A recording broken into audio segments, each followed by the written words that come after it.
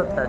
अब दूसरी बात, हमारी जो बहनें बैठी हैं, महंगाई है, बेरोजगारी है, गरीबी है, हमारा वायदा है सरकार आने के बाद हर महीने की पहली तारीख को बहनों के बैंक खाते में 2000 रुपया सीधा हम डालेंगे, ताकि वो महंगाई से लड़ पाए, अपनी जरूरतों को पूरा कर पाए, बच्चों की जरूरतों को पूरा कर पाए।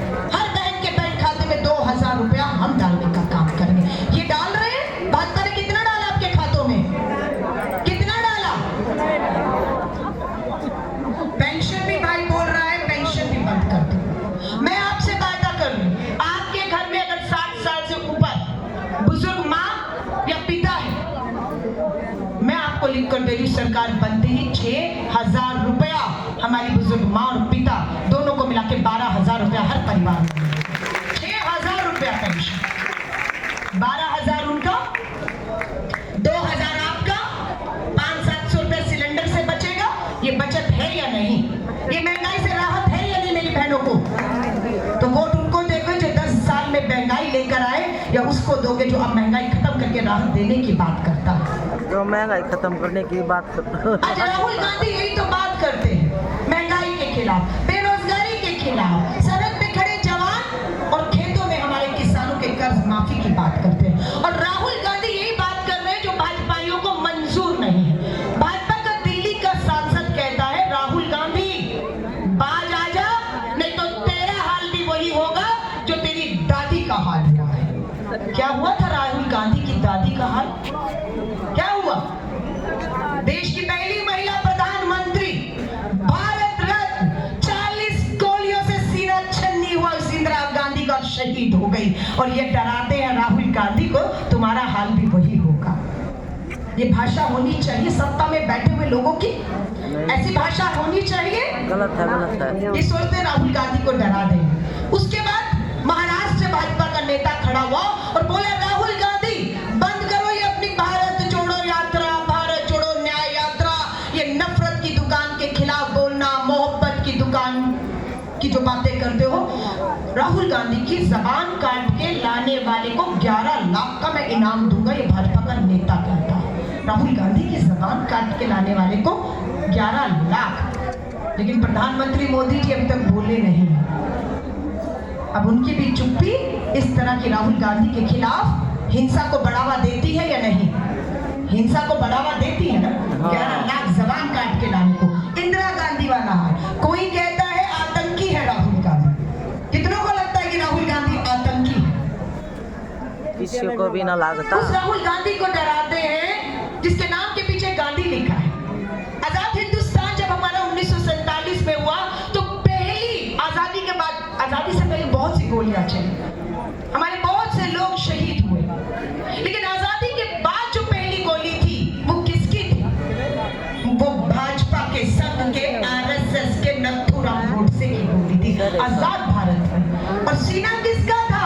सीना महात्मा गांधी बापू का था सीना। 7.5 हो गए। ये खून, ये नाम, ये डीएनए राहुल गांधी का इनका है।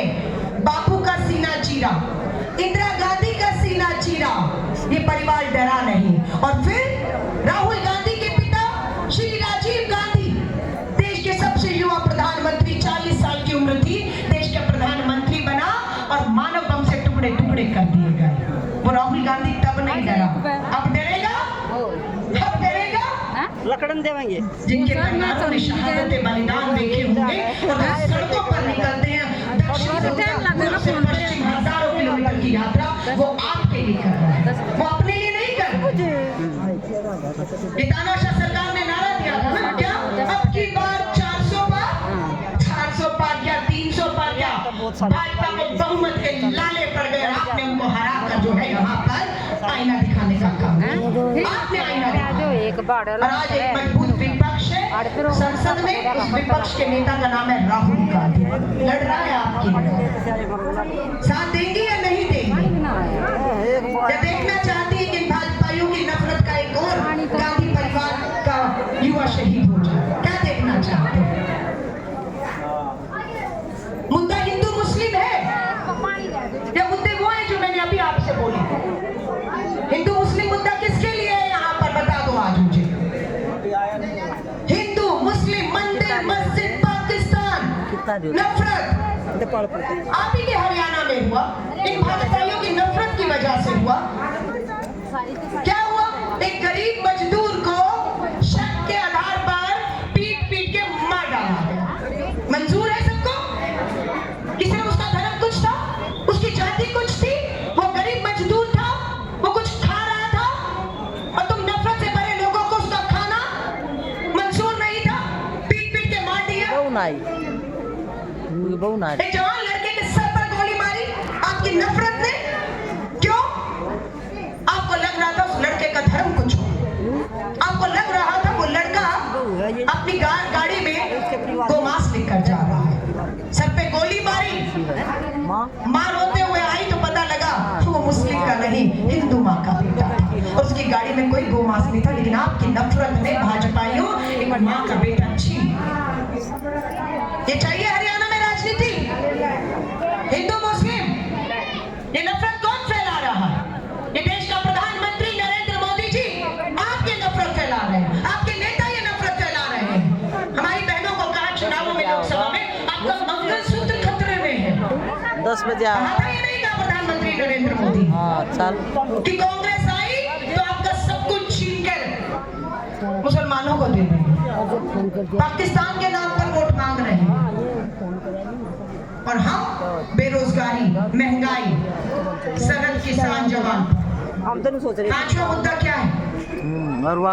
पांचवा मुद्दा क्या है आपके लिए? अगर मैं आप ही से पूछूं, 8 बज गए होंगे। जय जवान जय किसान, सरहद किसान, बेरोजगारी, युवा, हमारा जो है महंगाई, बेरोजगारी। पांचवा मुद्दा क्या है? महिला सुरक्षा आपके खुद के लिए मुद्दा है या नहीं? है या नहीं? माँ बहन बेटियों को सुरक्षा का अधिकार है या नहीं? आजादी से हमारी बेटियां पढ़ी लिखों को आगे बढ़ने का अधिकार हरियाणा में है या नहीं?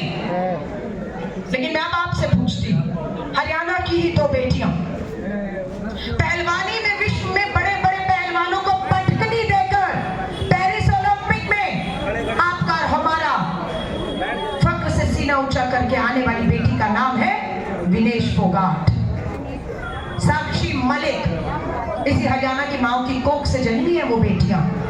लेकिन क्या हुआ? मोदी जी का नारा क्या था? बेटी पढ़ाओ, बेटी बचाओ। अरे बेटियां तो माँ बाप पढ़ा रहे हैं मोदी जी, आपसे हमारी बेटियां अपने नेताओं से बचाई नहीं जा रही हैं। सच्चाई तो ये। कौन था ब्रजभूषण शरण? आपका भाजपा का सांसद था ना, रेसलिंग फेडरेशन ऑफ इंडिया का चेयरमैन था ना। हिम्मत कैसे हुई उसकी? हमारी बेटियों के गिरेबान में हाथ डाला उसने। साक्षी मलिक, विनेश फोगाट, हमारी बहादुर खिलाड़ी बेटियों के गिरेबान में हाथ डाला। बेटियां दिल्ली की दहलीज पर गई, मोदी जी आपने मिलने का समय नहीं दिया। राष्ट्रपति हमारी महिलाएं उनसे मिलने गई, बेटियां समय नहीं दिया। न्याय मांगती रही, न्याय नहीं मिला। दिल्ली पुलिस के पास गई हमारी बेटियां न्याय मांगने, FIR दर्ज कराने। दिल्ली पुलिस ने कहा अमित शाह का आदेश है, FIR नहीं होगी, भाजपा का सांसद है। क्या हुआ? कोई फर्क पड़ा किसी को? ना कोई ना पड़ा। क्योंकि हम चुप रहे, हमारी चुप्पी